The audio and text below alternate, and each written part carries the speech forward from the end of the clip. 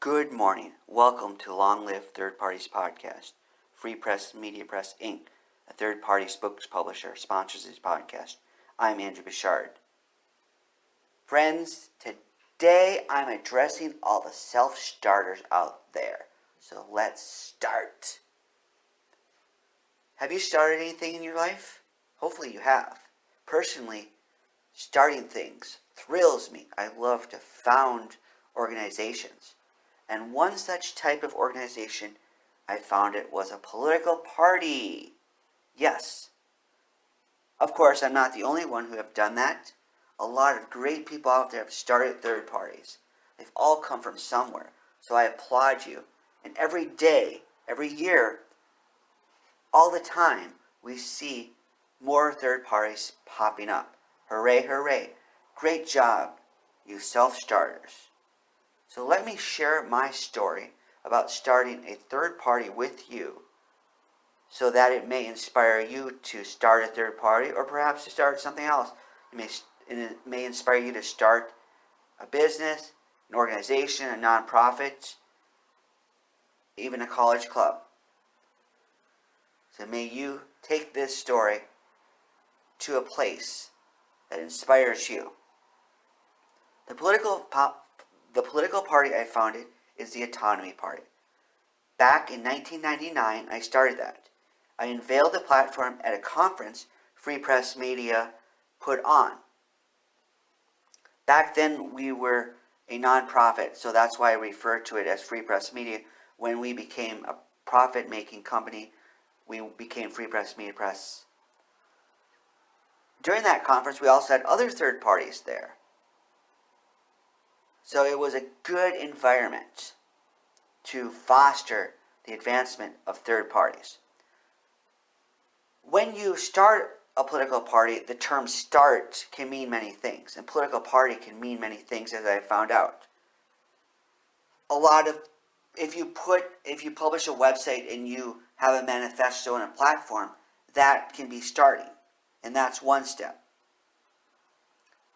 So that's what I did at the start. I made position papers, I had our platform, and over the years I have revised and rethought and reviewed what direction our political party would take. It has paralleled my personal evolution and revolution. Therefore, I encourage you to do the same. Be a dynamic political party that keeps growing. When I was in high school, one essay I had, the teacher, Mrs. Baxter, had us do for the book Great Expectations was which characters are dynamic and which characters are static. We don't want to focus on great expectations, but we want to focus on static or dynamic. So do you want to be static or dynamic? Third parties are best when they're dynamic, and that's why third parties should be dynamic. The Autonomy Party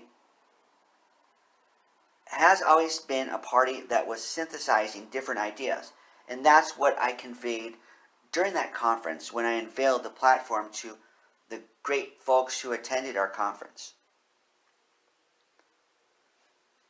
As I've gone along, I saw some ideas that were not the best, such as some autocratic ideas. A lot of people will condemn autocratic ideas. But are they being honest? What's inside their hearts?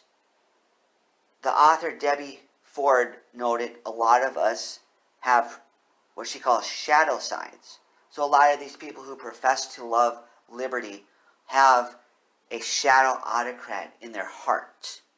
And therefore, we better find a way to deal with this tension. I have dealt with that tension. I don't know how many other people have, but hopefully they are. And that makes a third party better. So in addition to starting a political party as a blog, website, platform, position papers, you can also do other things such as fundraise. The Autonomy Party did this by applying for a bank account with TCF Bank in Minnesota. When I went there, they said, you have to have registered with the state. So although I wanted to get the bank account right then and there, I did file papers with the state. And that made it official. So that's one way to do it, is to make it even more official by applying with the state. Therefore, I got the papers. They required that you had to post a notice in a business journal. So we did that.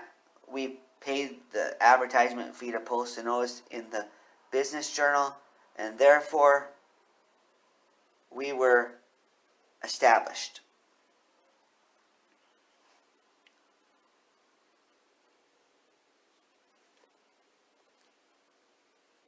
That may have been the business thing too, but whatever the case was, you did have to file papers with the government. And that meant you had to regularly file reports. Now, here's a warning for you. At the time, I wasn't ready for that type of thing. Therefore, when the papers were coming, they said, you have to list all your expenses, but I didn't have any expenses. We didn't have any expenses. The main purpose, the main function was running a website. If you're actually running for office, you're going to have expenses. But at that point, we were just running a website. If I recall correctly, for setting up an account, they gave you $25 as an incentive. So ultimately, I persuaded the IRS that we're just a website mostly, so we don't need to fill out these forms. And finally, they said, okay, that's fine. There's some regulation in the IRS that allows you to get out of this. So you can file papers. As I mentioned on a prior podcast, when I ran for office as a non-partisan race. That was slightly after I started the Autonomy Party.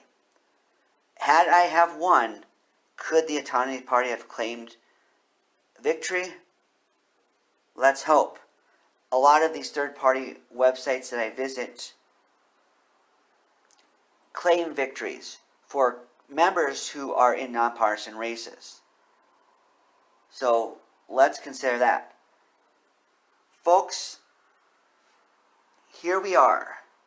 You can start a political party if you feel the vision, the inspiration, the drive, and realize there's different levels of starting a party.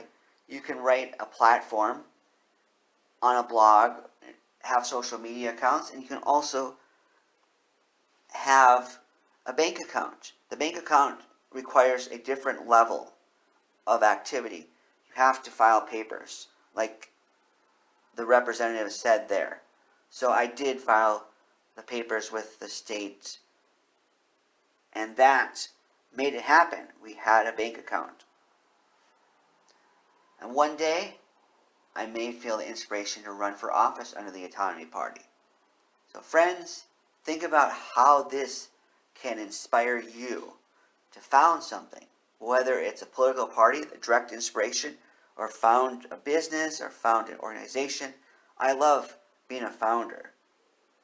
So for those out there who share that love, it's not everybody I've noticed, but for those who have love of that, how can this inspire you? Long live third parties. Good.